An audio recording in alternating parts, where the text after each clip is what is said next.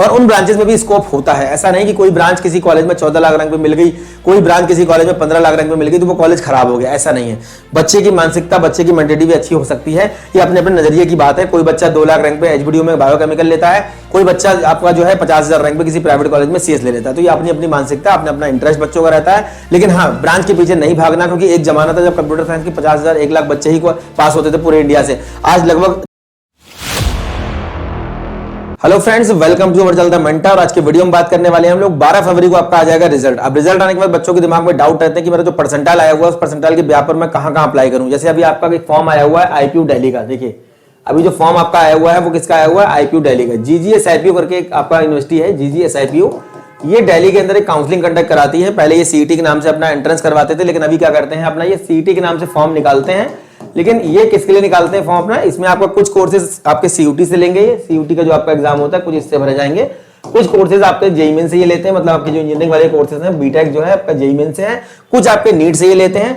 तो इसमें different courses के लिए डिफरेंट आपका जो है यहाँ पे पोर्टल बने हुए हैं, उस पर जाकर आप रजिस्ट्रेशन कर सकते हैं। 1 फरवरी से फॉर्म आपका ओपन हो गया है और 31 मार्च तक आपका ये फॉर्म चलेगा। पिछले साल भी यही प्रोसेस था, लेकिन 31 मार्च के बाद भी आपकी जो है डेट आगे पोस्टपोन कर दी गई थी, तो मई तक ये चला गया। क्योंकि बहुत सारे ऐसे बच्चे होंगे जो सोचते होंगे कि मेरा रैंक आ जाएगा, फाइनली जब मेरा रैंक आएगा तो रैंक आने के बाद ही मैं अप्लाई करूंगा। लेकिन बहुत सारे ऐसे फॉर्म्स हैं बच्चों जो आपके 12 फरवरी के बाद आने स्टार्ट हो जाएंगे। किसके बाद, 12 फरवरी को जो आपका हाथ में क्या आ जाएगा, ये आपके हाथ में आ जाएगा परसेंटाइल। अब जब परसेंटाइल आ जाएगा तो इसको कैसे आपको यूटिलाइज करना है। मान लीजिए किसी बच्चे का आया 97 परसेंटाइल।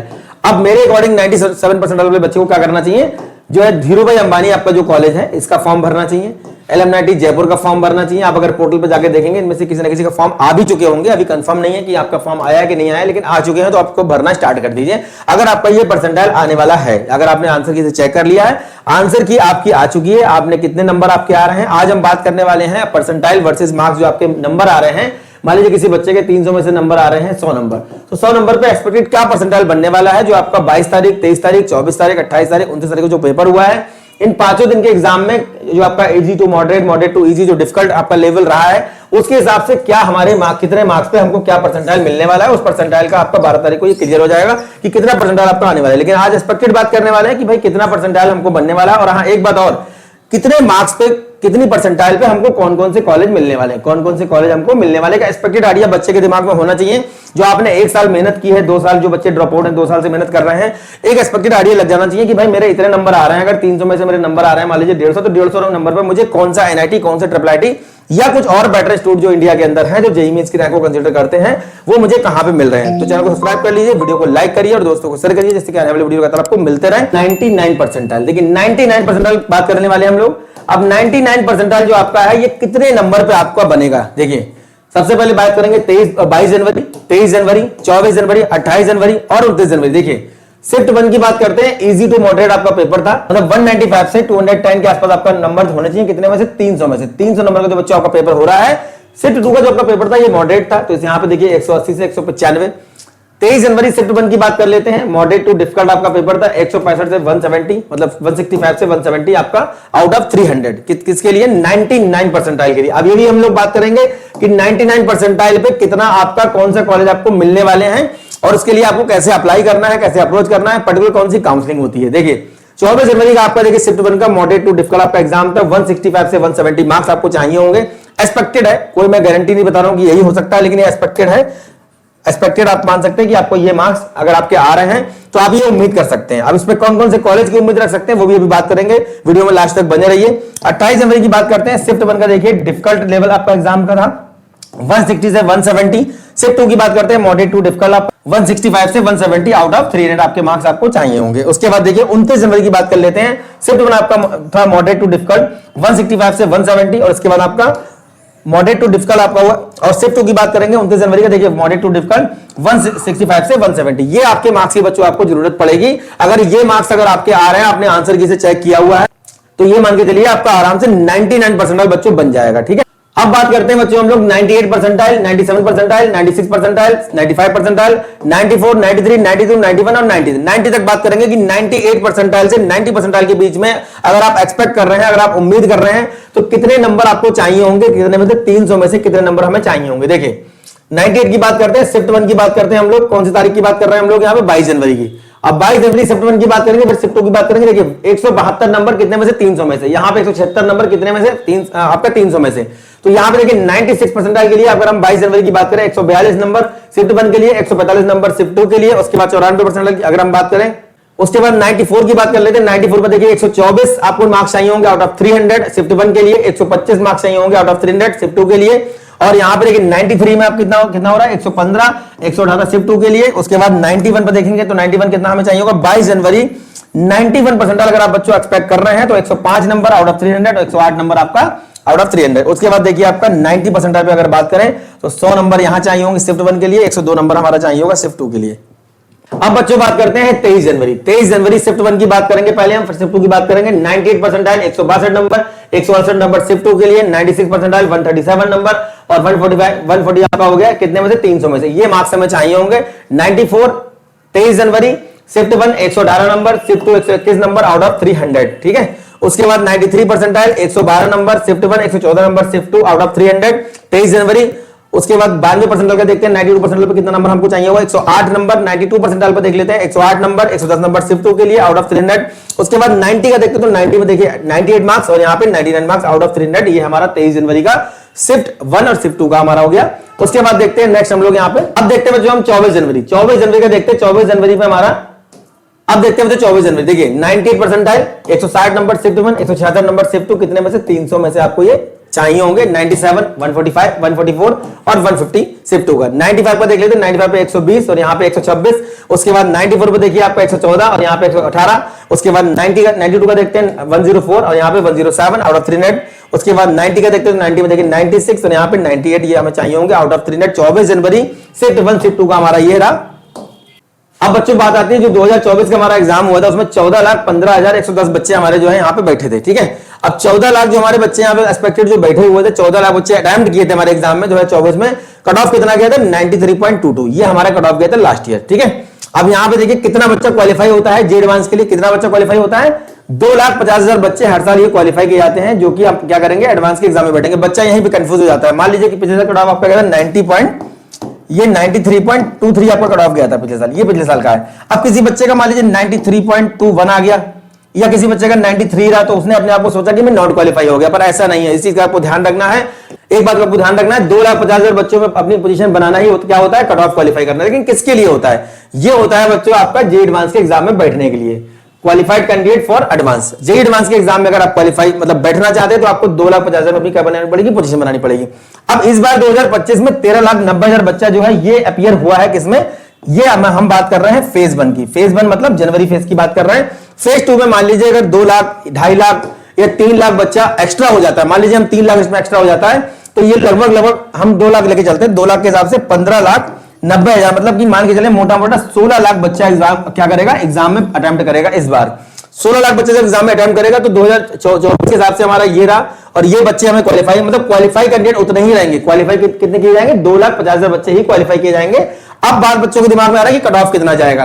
पिछले साल 93.23 आपका कट ऑफ था, इस बार कट ऑफ कितना जाएगा देख लेते हैं। वो भी हम लोग क्या कट ऑफ रहेगा हमारा एक्सपेक्टेड अंदाजा लगा के देख लेते हैं क्या हमारा कट ऑफ इस बार रहने वाला है। देखिए ये हमारा बच्चों कैटेगरी वाइज देखिए डिस्ट्रीब्यूशन है किसका, बच्चों का। 2.5 लाख बच्चे जो हमारे क्वालिफाई होते हैं किसमें, जे एडवांस के पेपर के लिए। अब 2.5 लाख में कितना बच्चा किस कैटेगरी का होता है, देखिए आप जनरल का 96,87, टोटल बच्चे हमारे थे 1,01,250, मतलब इसमें फिजिकल हैंडीकैप के बच्चे भी थे। यहाँ ईडब्ल्यूएस हो गया, ईडब्ल्यूएस फिजिकल हैंडीकैप हो गया। उसके बाद ये देखिए टोटल हमारे कितना हुआ 25,000।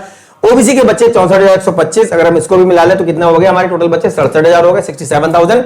एससी का हमारे टोटल बच्चा 37,500 था, इसमें फिजिकल हैंडीकैप भी इंक्लूड है। उसके बाद देखिए एसटी का हमारे टोटल बच्चे कितने थे, 18,750 थे। ये हमारे टोटल बच्चे हैं जो कि 2.5 लाख में हमारे अलग अलग कैटेगरी के बच्चे होते हैं। 2.5 लाख बच्चों में केवल जनरल के बच्चे नहीं होते हैं, यहाँ पे मेल फीमेल दोनों हैं। देखिए यहाँ पे जो बच्चे हैं ये मेल और फीमेल दोनों हैं। इन सभी कैटेगरी में मेल फीमेल दोनों बच्चे हैं, इसमें फीमेल भी है और मेल भी है। लेकिन ये जेंडर वाइज मैंने यहाँ पे बताया हुआ है कि किस तरीके से यहाँ पे फीमेल और मेल दोनों कैंडिडेट दोनों प्रकार के बच्चे हैं जो कि 2.5 लाख क्वालिफाई किए जाते हैं एडवांस के लिए। और ये यहाँ पे मैंने कैटेगरी वाइज बता दिया है, जेंडर वाइज नहीं बताया, कैटेगरी वाइज है ये। तो बच्चों अब बात आती है कि हमारे 14 लाख बच्चे जब एग्जाम में अटेम्प्ट किए थे, 14 लाख, तो कितना कट ऑफ गया था 93.23, ये हमारा कट ऑफ गया था।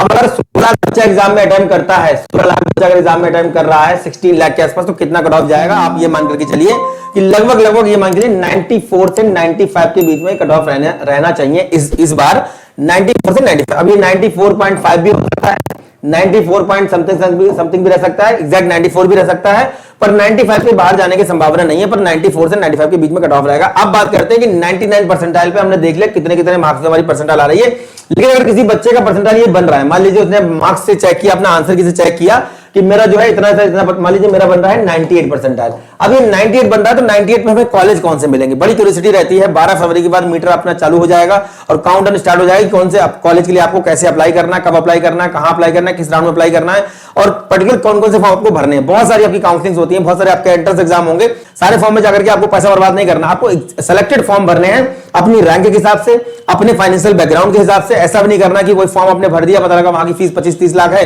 और बाद में आपको फीस नहीं दे पा रहा, तो क्यों फॉर्म आप भरेंगे, 3-4 हजार फॉर्म भरने में भी क्यों खराब करना हो रहा है। अपने फैमिली से आप बात करिए, अपने पेरेंट्स से आप बात करिए और देखिए क्या बजट उनका है। आपका बीटेक का जो 4 साल की जर्नी होती है उसमें क्या खर्चा आपका आने वाला है। बहुत सारे इंडिया में ऐसे कॉलेज हैं जहां पे 1 लाख के 1.5 लाख के 2 लाख के बजट में बीटेक हो जाता है और वहां से निकल के बच्चे अपना अच्छा जॉब सिक्योर कर लेते हैं। तो 99 परसेंटाइल से 96 परसेंटाइल के बीच में क्या आपका कौन कौन से कॉलेज है, देखिए तिरुचिरापल्ली। अब मैं यहाँ पे ब्रांच वाइज नहीं बता रहा हूं, बच्चे बोलेंगे कि कंप्यूटर साइंस तो नहीं मिलेगा, कंप्यूटर साइंस नहीं मिलेगा।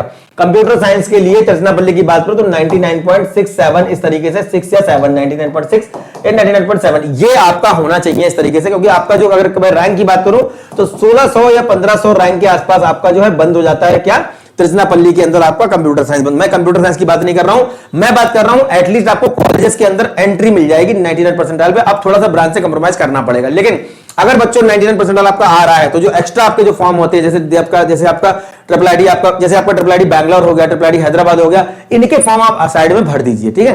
तो एनआईटी तिरुचि हो गया, सूरतकल हो गया, वारंगल हो गया, इलाहाबाद हो गया, राउरकेला, कालीकट, सूरत, नागपुर, यही आपका प्रेफरेंस ऑर्डर, सीक्वेंस ऑर्डर आपका होना चाहिए। किस तरीके से हम कॉलेज को प्रायोरिटी देंगे इससे इस परसेंटाइल के बीच में।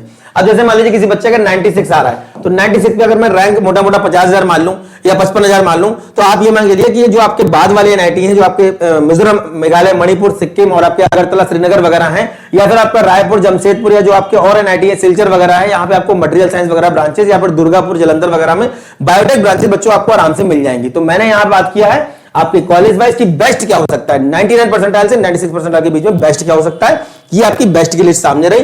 पीडीएफ चाहिए होगा, गूगल फॉर्म दे देंगे, उसको भर दीजिए, पीडीएफ आपको मिल जाएगा। और हर वीक हम लोग क्या करेंगे, हर वीक हम लोग करेंगे बच्चों गूगल मीट। अभी जो है 12 को रिजल्ट आ जाएगा, हर वीक संडे को 2 घंटे का गूगल मीट रहेगा। कुछ भी इंफॉर्मेशन लेना है, आपके जो एंट्रेंस एग्जाम के फॉर्म आ रहे हैं उनके रिगार्डिंग, कौन कौन से फॉर्म भरने हैं, XYZ, कोई भी आपको ओपनिंग क्लोजिंग रैंक या काउंसलिंग प्रोसेस के बारे में जानकारी लेनी, कुछ भी आपका डाउट है, छोटी बड़ी अपडेट जो भी आपको चाहिए होगी, गूगल मीट पे कनेक्ट करेंगे। बच्चों को free of cost Google Meet रहने वाला है। ये 99 परसेंटाइल से 96 परसेंटाइल के बीच में बच्चों ट्रिपल आईटी कौन कौन से है, देखिए हमारी प्रायोरिटी ऑर्डर में एनआईटी, ट्रिपल आईटी इलाहाबाद, उसके बाद ग्वालियर, लखनऊ, जबलपुर, पुणे, कांचीपुरम, सोनीपत, वडोदरा, ये आपके ट्रिपल आईटी हैं जो 99 परसेंटाइल से 96 परसेंटाइल के बीच में बच्चों आपको मिल जाएंगे। अगर मैं ट्रिपल आईटी मणिपुर की बात करूं, देखिए मणिपुर की बात करूं, भागलपुर की बात करूं या अगरतला की बात करूं, और जो आपके ये जो ट्रिपल आईटी की मैं नाम ले रहा हूं, ये आपको आराम से मणिपुर में आप देखेंगे 80,000 तक कंप्यूटर साइंस मिला है, 80,000 तक।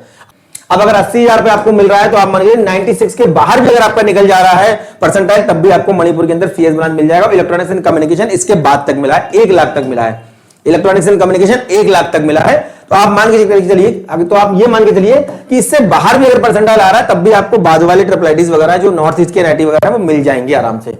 ये बच्चों हमारे अदर कॉलेजेस हैं जो कि हमको 99 परसेंटाइल से और 96 परसेंटाइल के बीच में क्या करेंगे, मिलेंगे। कौन कौन से कॉलेज हैं देखिए, अब यहाँ पे आपका डीटीयू है, एनएसयूटी है। अब यहां मैं फिर बोल दूं कंप्यूटर साइंस के अकॉर्डिंग मैं नहीं बता रहा हूं, लेकिन हाँ ये है कि आपको अच्छे ब्रांचेस मिल जाएंगे, कंप्यूटर साइंस के अलावा भी मिल जाएंगे।